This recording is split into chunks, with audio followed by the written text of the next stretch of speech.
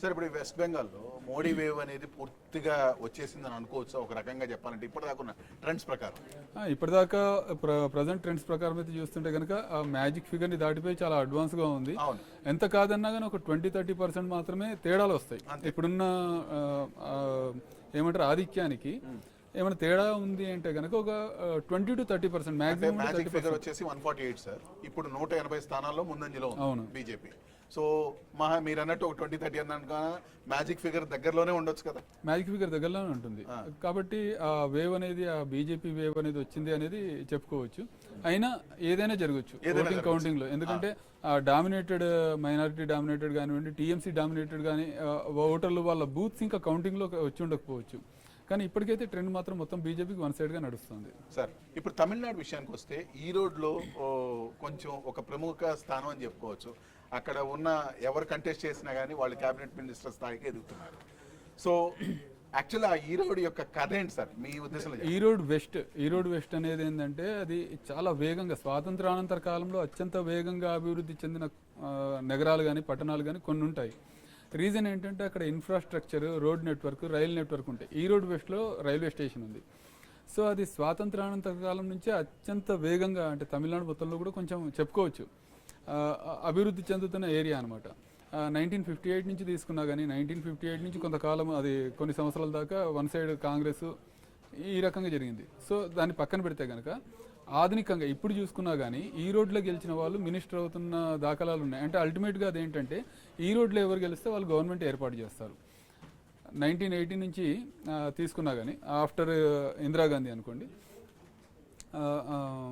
1984 ఆ తర్వాత కూడా ముత్తుస్వామి ఉన్నారు, ఇప్పుడు కూడా పోటీ చేశారు. ఆయన చాలా సీనియర్. 84లో ఎంజీఆర్ క్యాబినెట్లో ఉన్నారు. తర్వాత జానకి గారి క్యాబినెట్లో కూడా ఆయన పనిచేశారు రవాణా శాఖ మంత్రిగా. ఆ తర్వాత ఆయన నియోజకవర్గం మారారు, భవానీకి వెళ్ళారు. భవానీకి వెళ్ళడం జరిగింది. భవానీకి వెళ్ళిన తర్వాత కూడా అక్కడ నుంచి కూడా క్యాబినెట్ మినిస్టర్ అయ్యాడు. ఈ రోడ్ వెస్ట్ అనేది మళ్ళీ అధికార పార్టీకే వచ్చింది. సో ఆ తర్వాత జరిగిన పరిణామాల దీంట్లో ఈ రోడ్ వెస్ట్లో ఓడిపోవడం జరిగింది. ఆయన పార్టీలు మారడం జరిగింది. అట్లా 2011 వరకు కూడా ఇట్లా కంటిన్యూ అయింది.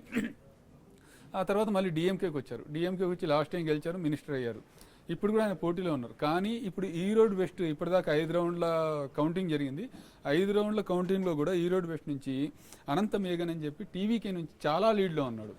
ఆయన తర్వాత ప్లేస్లో ముత్తుస్వామి ఉన్నారు.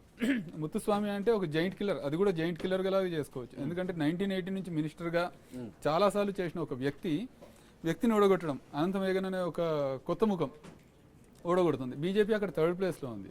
సో ఈ రోడ్ వెస్ట్లో ఎవరైతే గెలుస్తారో వాళ్ళు ఖచ్చితంగా గవర్నమెంట్లోకి వస్తారు.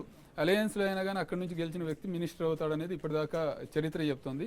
ఈసారి కూడా అది చాలామంది మేధావులు, రాజకీయ విశ్లేషకులు కూడా అనుమానాలు వ్యక్తం చేశారు. ఈసారి ఆ రికార్డ్ బ్రేక్ అవుతుందేమో, అక్కడ వాళ్ళు మినిస్టర్ కారేమో అనేసి. కానీ ఇప్పుడు ట్రెండ్ చూస్తుంటే కనుక టీవీకే ట్రెండ్ ఉంది. టీవీకే అభ్యర్థి అక్కడి నుంచి లీడ్లో ఉన్నాడు.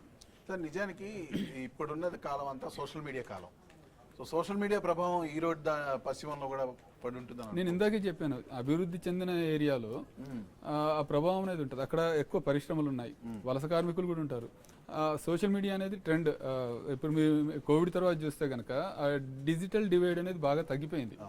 స్టూడెంట్స్లో కానివ్వండి, ఆన్లైన్ క్లాసెస్కి మారుమూల గ్రామాల వాళ్ళు కూడా చెట్లపైకి ఎక్కి సిగ్నల్ కోసం చూసి చదువుకున్న సిచ్యువేషన్స్ మనం చూసాం. సో అక్కడ సోషల్ మీడియా అనేది బాగా ప్రభావం చూపిస్తుంది. ఎస్పెషల్లీ తమిళనాడులో కూడా సోషల్ మీడియా ప్రభావం బాగా పెరిగింది. ఇప్పుడు తమిళనాడులో కూడా సోషల్ మీడియా ప్రభావం బాగా పెరిగింది. సార్ ఇదే సోషల్ మీడియా పశ్చిమ బెంగాల్లో కూడా ఉందని అనుకోవచ్చా? అని ఎందుకంటే పశ్చిమ బెంగాల్లో ఎక్కువగా క్యాస్ట్ పాలిటిక్స్ ఎక్కువ జరుగుతాయి అని అంటారు కదా యాక్చువల్లీ. సో దాని గురించి మీరేమంటారు? పశ్చిమ బెంగాల్ క్యాస్ట్ పాలిటిక్స్ అని కాదు, అది ఒకప్పుడు కమ్యూనిస్టుల కంచుకోట. మైనారిటీ అనుకోవచ్చా? మైనారిటీ కూడా కాదు, కమ్యూనిస్టులు అంటే సెక్యులరిజానికి ఒకప్పుడు పెట్టింది పేరు అది.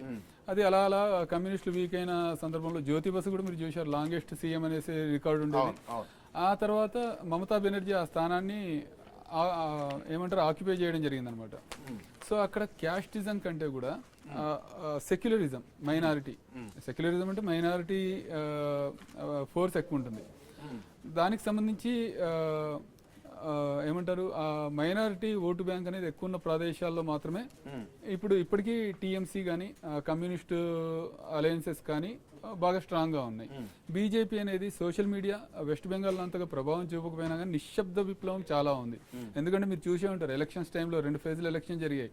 ఆ ఎలక్షన్లో ఇక్కడ తెలుగు రాష్ట్రాల నుంచి కూడా వెళ్తారు బీజేపీ తరఫున ప్రచారం చేయడానికి. ఏబీవీపీ కానీ ఆర్ఎస్ఎస్ కానీ పేజీ ప్రముఖులను ఉంటారు. వాళ్ళ మీద కూడా దాడులు జరిగిన సందర్భాలు ఉన్నాయి. అభ్యర్థి కార్లను దహనం చేసిన సందర్భాలు ఉన్నాయి. సో అక్కడ అలాంటి వాళ్ళకి భద్రత లేనప్పుడు ఒక సామాన్య ఓటరు నిశ్శబ్ద విప్లవానికి తన తీర్పు అనేది చెప్తాడు. సార్, ఈ ఓటింగ్ శాతం ఎలాగో పెరిగింది కదా, అది కూడా కొంత ప్రభావం చూపించింది అనుకోవచ్చు. ఖచ్చితంగా ప్రభావం చూపే ఛాన్స్ ఉంది. ఎందుకంటే ఇంతకుముందు ఓటింగ్ శాతము తక్కువగా ఉండడానికి కారణం ఏంటంటే ఓటర్లలో చైతన్యం లేకపోవడం అనొచ్చు, లేదంటే ఆ అవకాశాలు. ఇప్పుడు చూడండి, మీరు ఒకప్పుడు పోస్టల్ బ్యాలెట్ అంటే ఓన్లీ ఎలక్షన్ డ్యూటీలో ఉన్న పోలీస్ అధికారులు, భద్రతా సిబ్బంది, ఎలక్షన్ డ్యూటీలో ఉన్న అధికారులకు మాత్రమే ఉండేది. గడిచిన ఒక 5-6 ఏళ్ల నుంచి ఎలక్షన్ కమిషన్ ఆఫ్ ఇండియా ఏం చేసిందంటే పోస్టల్ బ్యాలెట్ అనేదాన్ని విస్తరించింది. ఎలక్షన్ డ్యూటీలో పాల్గొనే ప్రైవేట్ వాళ్ళకు కూడా, అంటే ఇప్పుడు జర్నలిస్టులు నియోజకవర్గం వదిలేస్తాడు, ఎక్కడ డ్యూటీ చేస్తే అక్కడికి వెళ్తాడు, అక్కడి నుంచి కవరేజ్ చేస్తాడు. వాళ్ళకు కూడా పోస్టల్ బ్యాలెట్ ఫెసిలిటీ ఇచ్చిందనమాట. అలా